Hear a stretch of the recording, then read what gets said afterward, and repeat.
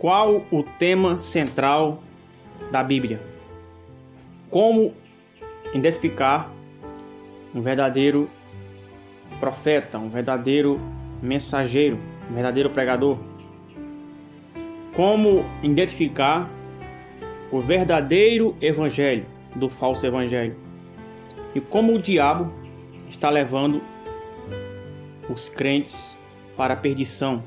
Como o diabo está levando milhões e milhões de religiosos para o inferno? Deus abençoe a sua vida.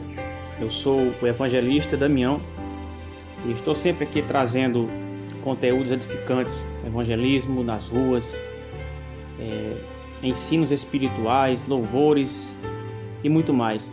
Para você não perder nada, se inscreva no canal e ative as notificações. E compartilhe também, e assim você estará contribuindo com o reino, você estará levando o evangelho de Jesus Cristo para mais alguém. Amém? Em 1 Coríntios capítulo 2, versículos 2, diz assim, o apóstolo Paulo diz: porque nada me propus saber entre vós, senão a Cristo e esse crucificado. Nós sabemos, irmãos, que a Bíblia ela é um livro, ela tem 66 livros nela.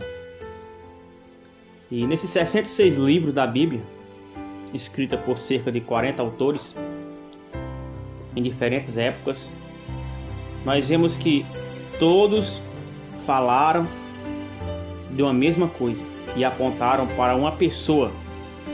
E essa pessoa é o Senhor Jesus Cristo. E isso faz com que o tema central da Bíblia seja Jesus Cristo. O Senhor Jesus Cristo é o tema central das Escrituras. O próprio Jesus, lá em João 5, versículo 39, ele diz assim: examinai as Escrituras, porque julgais ter nela a vida eterna, e são elas que de mim testificam. Ou seja, o próprio Jesus está dizendo que as Escrituras testificam dele. As Escrituras não apontam para outra pessoa. As Escrituras apontam para Jesus Cristo. O tema central é Jesus Cristo. E todos os autores da Bíblia, os escritores ali que escreveram 66 livros, eles escreveram e apontaram para Cristo, no Velho e no Novo Testamento. A mensagem está centralizada no Messias, no Cristo prometido. Todos os profetas, os homens levantados por Deus, em todas as épocas, eles sempre levaram as pessoas a Cristo, a crer em Cristo, a dependerem de Cristo, a colocarem sua fé, sua confiança, sua esperança em Cristo. Podemos pegar aqui, por exemplo, João Batista.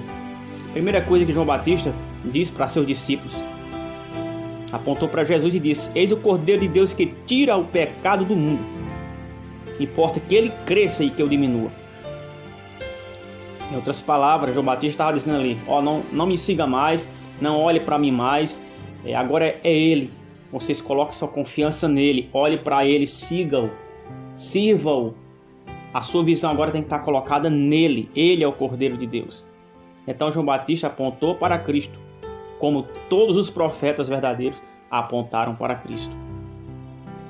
Quando você vai para Paulo, o apóstolo dos gentios, o qual em Gálatas 1:8 ele diz: ainda que nós mesmos, ou um anjo vindo do céu, vos pregue evangelho que vá além do que eu já tenho pregado, seja anátema. Ou seja, ele dizendo ali: ainda que eu, o apóstolo Paulo, e os outros apóstolos venham, ou até mesmo um anjo, e pregue um evangelho diferente, contrário do que eu já tenho pregado, seja amaldiçoado. Então vemos aqui que já está claro, Paulo está dizendo que qualquer evangelho que for diferente do dele, for além, é anátema, é maldito. Então quando você vai e observa o evangelho de Paulo, quando você vai e estuda o evangelho de Paulo, você vê que o conteúdo da mensagem de Paulo estava centrado na pessoa de Jesus Cristo. como foi lido aqui no primeiro aqui, no momento que nós começamos, 1 Coríntios capítulo 2, versículo 2, Paulo diz: porque nada me propus saber entre vós, senão a Cristo e esse crucificado. A quem Paulo estava falando isso? Paulo estava falando isso com os coríntios, os irmãos ali de Corinto. Paulo, ele passou 18 meses ali na cidade de Corinto, ali, pregando, ensinando aos irmãos a palavra de Deus. E ele centralizou a sua palavra em Cristo. Cristo era o centro da mensagem, da palavra, da pregação de Paulo. Paulo não estava centralizando sua palavra em si próprio, ou no apóstolo Pedro, ou nos demais apóstolos, mas na pessoa de Jesus Cristo. Corinto ali estava localizado ali na Grécia, e nós sabemos ali que a Grécia é o berçário dos filósofos, dos grandes filósofos daqueles tempos. Mas em nenhum momento você vê Paulo citando ali o nome de filósofo. E Paulo era entendido, Paulo conhecia sobre filosofia, tem muito conhecimento filosófico, mas ele não citou nenhum nome de um filósofo, nem Demétrio, ele não citou Aristóteles, ele não citou Sócrates, não. Ele citou Cristo crucificado. Paulo sempre levava as pessoas a Cristo. O centro da mensagem de Paulo era Cristo. E Paulo diz: sedes meus imitadores como eu sou de Cristo. Da mesma maneira, o centro da nossa pregação, da nossa mensagem tem que ser Cristo. Cristo é quem deve ser apresentado, Cristo é quem deve ser honrado, Cristo é quem deve ser louvado, glorificado, exaltado. As pessoas têm que ser levadas a crer em Cristo, a olhar para Cristo, a receber a Cristo, a confiar em Cristo. Mas, infelizmente, não é assim. Nos nossos dias nós vemos um evangelho que está sendo pregado aí, que não é o evangelho de Paulo. Muitos até dizem: nós estamos de volta à fé apostólica. Mas quando você olha para o conteúdo do evangelho que eles pregam, não é o evangelho centrado na pessoa de Jesus Cristo. Pois quando você observa os sermões pregados, o centro do sermão não é Cristo, é o homem. Quem é colocado no centro é o homem. Quem é apresentado é o homem. O homem é quem é honrado. O homem é quem é falado. É falado muitas das vezes mais do que o próprio Cristo, mais do que o próprio Jesus. Falam mais do homem, apresentam mais o homem, o que o homem fez, as histórias do homem, do que o próprio Jesus. Isso é um evangelho onde o homem tem se tornado o centro. E isso não é um evangelho cristocêntrico. É um evangelho egocêntrico. Isso é idolatria. Jamais isso é o evangelho que Paulo pregou. Isso é o outro evangelho. Porque o evangelho de Paulo era centrado na pessoa de Jesus Cristo. Nós vivemos em dias que a idolatria tem tomado conta das igrejas, onde os pregadores têm tirado Jesus Cristo do centro, onde os pregadores têm tirado a Bíblia do centro e têm substituído ali a palavra de Deus por palavra de homens, por tradições humanas, tradições de igrejas, dogmas de igreja. Tem desprezado a palavra de Deus, tem colocado a palavra do homem na frente. Isso é o quê? Isso é um evangelho egocêntrico. Isso não é colocar Cristo no centro. Isso é idolatria, isso é pecado. Como já estava escrito: pois mudaram a verdade de Deus em mentira e honraram e serviram mais a criatura do que ao Criador. É o que está fazendo hoje. Estão honrando mais a criatura, mais o homem, do que o próprio Criador. Satanás é astuto, meus irmãos. O diabo levar você para o inferno não precisa fazer você desviar muito da verdade, não. Lembra de Adão? Adão só precisou desobedecer a Deus num ponto. Foi suficiente para ser banido do Éden, ser expulso e perder a presença de Deus. A palavra de Deus é clara. Ela diz: não terás outros deuses diante de mim, não farás para ti imagem de escultura. Quando é que esse mandamento é quebrado? Se você for lá para o dicionário, pega o dicionário Aurélio, se você tiver um aí, e veja lá o que é idolatria. O significado de idolatria no dicionário de Aurélio é o seguinte: excesso de amor, admiração demonstrada de maneira exagerada. E quando você vai para o significado de ídolo,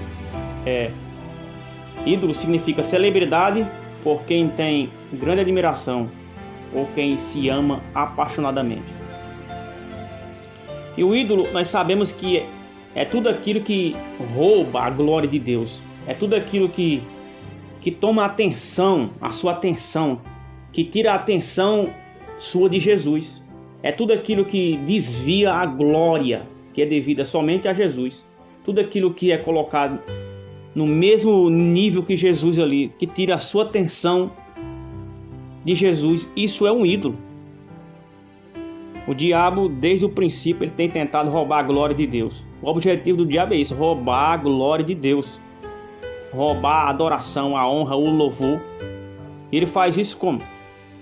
Desviando a atenção das pessoas para homens, para pastores, para profetas, para denominações.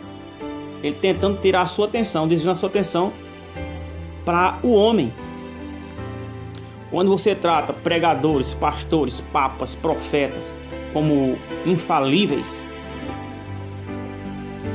e quando você tem a palavra deles acima das escrituras, quando você acha que suas palavras, as palavras daquele pastor, daquele pregador, daquele profeta não pode ser questionada, isso é idolatria. E o diabo vai levando as pessoas a idolatrar os homens. Infelizmente, o diabo vai levar muitos dos religiosos, dos crentes que estão dentro da igreja para o inferno, porque muitos estão envolvidos com idolatria, muitos estão apegados a homens. E muitos dos religiosos, estou falando dos evangélicos, têm se tornado idólatras. Muitos têm levantado imagens de homens dentro da igreja, estátuas, fotos. Muitos têm honrado e apresentado o homem. Falam mais do homem do que do próprio Cristo. Louvam ao nome do homem, cantam hinos ao nome do homem, oram ao homem, batizam em nome do homem, carregam imagem de um homem, tem imagem nas suas casas, imagem nos seus tabernáculos do homem, pregam a palavra do homem, apresentam a palavra do homem, colocam a sua confiança na palavra do homem, dizem que a fé para arrebatamento está na pregação do homem. E quem não recebeu o homem não recebeu a Cristo. Quem não recebeu o homem não é eleito. Quem não recebeu o homem não vai no arrebatamento. E se você discordar um pouquinho da palavra do homem, você é tido já como alguém que tem um espírito errado. Uma pessoa sem revelação. Agora eu pergunto, e se isso não for idolatria, isso é o quê? Pelo amor de Deus. Então, meus irmãos, como está escrito, examinai vós mesmos se estáis na fé. Vamos examinar se nós estamos na fé, ou se é que nós temos crido em vão, meus irmãos. Vamos examinar, porque nós estamos na era do engano. Satanás nunca enganou tanto que está enganando agora. Ora, se ele enganou a terça parte dos anjos, quanto mais a nós, se não for a graça e a misericórdia de Deus. Então vamos examinar as escrituras. Vamos colocar Cristo no centro. Como o apóstolo Paulo aqui já escreveu, Cristo tem que estar no centro, é Jesus que tem que aparecer. Tira o homem de cena, coloca Jesus no centro, porque fora disso é anátema. Paulo diz, Gálatas 1:8, vou repetir aqui: ainda que nós, ou um anjo vindo do céu, vos pregue evangelho que vá além do que eu tenha pregado, seja anátema. Que a graça do Senhor Jesus seja com a sua vida. Deus abençoe sua casa, sua família, no nome do Senhor Jesus, o Rei da Glória.